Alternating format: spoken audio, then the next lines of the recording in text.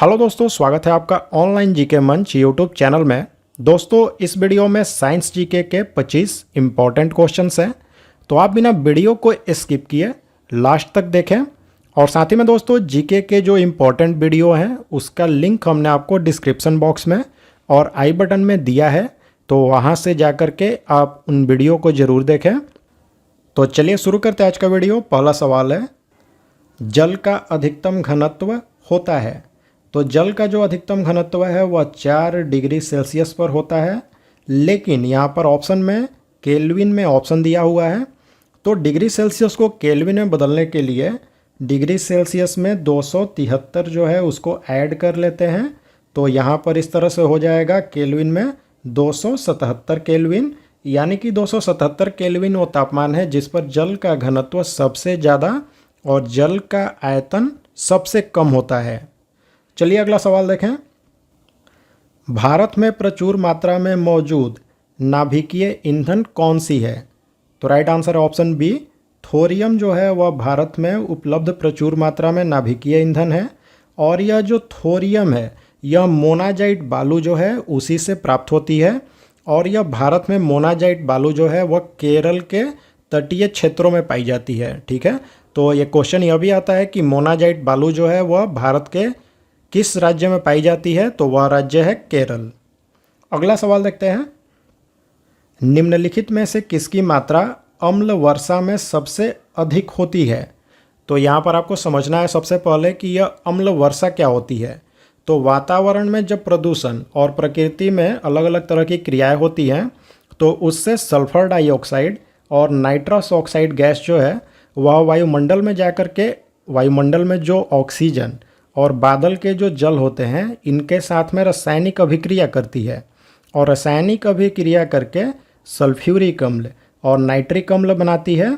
और यह जो सल्फ्यूरिक अम्ल और नाइट्रिक अम्ल होता है यह वर्षा के रूप में जब पृथ्वी पर गिरता है तो इसी को अम्ल वर्षा कहते हैं। ठीक है, यानी कि एसिड रेन कहते हैं। और इस अम्ल वर्षा में सबसे अधिक सल्फ्यूरिक अम्ल यानी कि H2SO4 जो है वह होता है। यह जो सल्फ्यूरिक अम्ल है इसकी मात्रा एसिड रेन में लगभग 70% के आसपास होती है। ठीक है, तो इस तरह से अम्ल वर्षा में सबसे ज़्यादा मात्रा में होती है H2SO4 यानी कि सल्फ्यूरिक अम्ल। अगला सवाल देखते हैं। कंप्यूटर सुरक्षा के संदर्भ में क्रैकर्स किस नाम से जाने जाते हैं?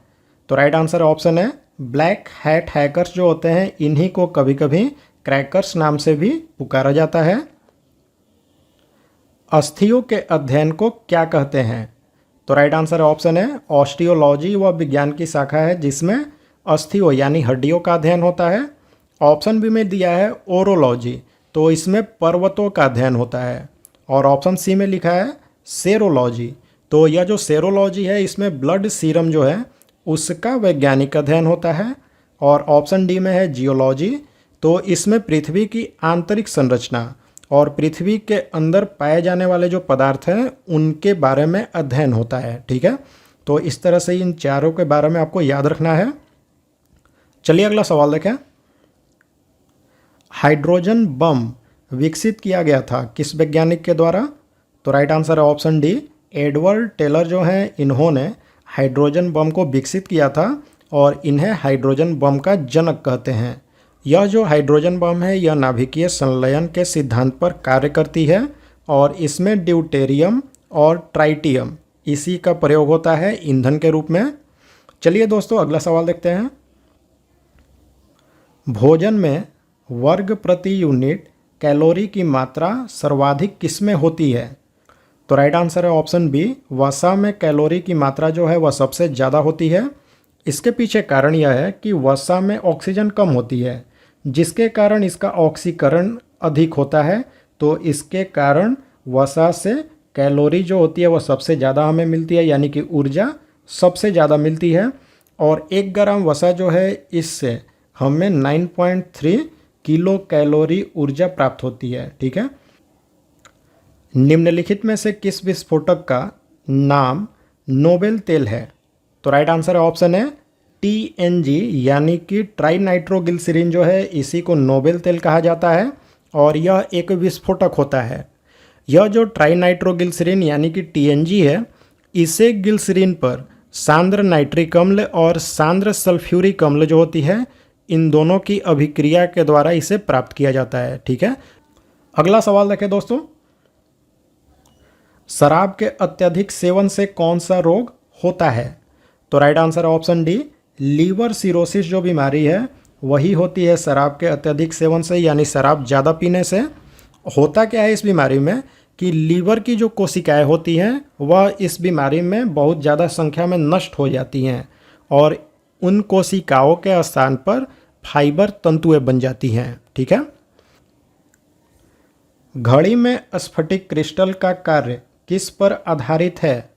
तो राइट आंसर ऑप्शन सी, दाब विद्युत प्रभाव जो है इसी पर आधारित होता है घड़ी का जो स्फटिक क्रिस्टल है। अब दोस्तों मैं आपको यहाँ पर बता दूँ कि ये जो दाब विद्युत प्रभाव है यह क्या होता है। तो कुछ ऐसे पदार्थ होते हैं जिसमें जब यांत्रिक दबाव होती है तो उसके कारण वह विद्युत उत्पन्न करने लगती है। इसी प्रभाव को कहा जाता है दाब विद्युत प्रभाव। अगला सवाल देखें, निम्नांकित में से किस प्रोटोकॉल द्वारा वर्ल्ड वाइड वेब यानी WWW तक पहुंचा जा सकता है? तो राइट आंसर ऑप्शन है HTTP। और यह जो HTTP है इसका पूरा अर्थ भी पूछा जाता है एग्जाम में, तो वह होता है hyper text transfer protocol. Next question है, दूध में विद्यमान सैकेराइड कौन सा है? यानी कि दूध में जो मीठापन पाई जाती है वह किसके कारण होती है? तो right answer option B, lactose, जो कि एक प्राकृतिक शर्करा होती है। इसी के कारण दूध जो है उसमें हल्की सी मिठास होती है। ठीक है, भारी मशीनों के उपयोग के लिए स्नेहक यानी कि ल्यूब्रिकेंट इनमें से कौन सा है? तो right answer option C, graphite जो होती है इसका इस्तेमाल भारी मशीनों में स्नेहक यानी कि ल्यूब्रिकेंट के रूप में किया जाता है। और एक सवाल यह भी आता है कि यह जो ग्रेफाइट है यह कार्बन का एक अपरूप होता है, तो इसे भी आपको याद रखना है। अगला सवाल देखें दोस्तों, गेहूं की खेती के लिए कौन से उर्वरक का उपयोग करेंगे? तो right answer option C, nitrogen जो है उर्वरक, इसी का प्रयोग किया जाता है गेहूं के फसल में, क्योंकि यह गेहूं के उचित विकास के लिए काफ़ी ही जरूरी एक उर्वरक होती है। अगला सवाल है दोस्तों, वाटर जेट तकनीक का उपयोग किया जाता है। तो सबसे पहले आप समझें कि यह वाटर जेट तकनीक होती क्या है।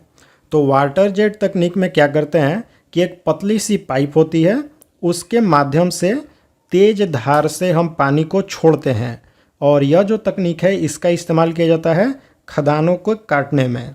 तो राइट आंसर हो जाएगा ऑप्शन बी, खदानों के वेधन में। नेक्स्ट क्वेश्चन देखें, एक ब्रीडर रिएक्टर वह है।